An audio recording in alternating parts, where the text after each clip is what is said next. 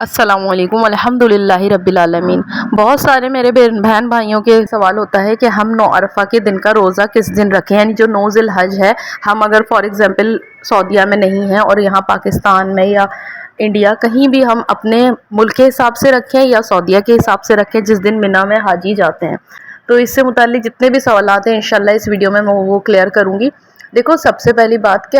جس بھی کنٹری میں رہ رہے ہو اس کے حساب سے آپ کا جو 9 ذی الحج بنتا ہے، یعنی آپ کا پہلا ذی الحج سے لے کر 10 ذی الحج کے بیچ میں جو بھی آپ کے دن 9 ذی الحج بنتا ہے، اسی 9 ذی الحج کو دن آپ نے عرفہ کے دن کا روزہ رکھنا ہے۔ ہر ملک کا اپنے حساب سے، اپنے ملک کے حساب سے 9 ذی الحج بنتا ہے، اسی دن اس نے ذی الحج کا روزہ رکھنا ہے۔ اور اگر ایسا ہوتا ہے کہ ایک دن کا ڈفرینس آتا ہے، لائک جیسے ابھی یہاں پہ سعودیہ میں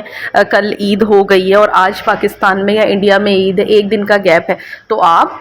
ایک اور دن کا روزہ بھی رکھ سکتے ہو۔ اس سے یہ ہوگا کہ جیسے ہمیں حدیث سے پتہ چلتا ہے کہ نبی صلی اللہ علیہ وآلہ وسلم 1 سے 9 ذی الحج کے روزہ رکھا کرتے تھے، اور یہ ہمارے پچھلے تمام جو سابق سال ہے اور آنے والے سال کے سابقہ سال اور آنے والے سال کے گناہوں کا کفارہ ہے 9 ذی الحج عرفہ کے دن کا روزہ۔ تو آپ چاہو تو آپ پہلے ذی الحج سے 9 ذی الحج تک بھی رکھ سکتے ہو، اور اگر آپ ہیلتھ پوائنٹ آف ویو سے یا کوئی بھی آپ کے ساتھ مسئلہ ہے آپ نہیں رکھ پا رہے، تو ایٹ لیسٹ آپ نے 9 ذی الحج کا لازمی روزہ رکھنا ہے۔ اور 9 ذی الحج وہ ہوگی جو آپ کے ملک کے حساب سے جہاں پہ بھی آپ رہ رہے ہو اس حساب سے جو 9 ذی الحج بنتی ہے اس حساب سے آپ نے روزہ رکھنا ہے۔ اگر ایک دن آپ کو ایکسٹرا مل رہا ہے، جس دن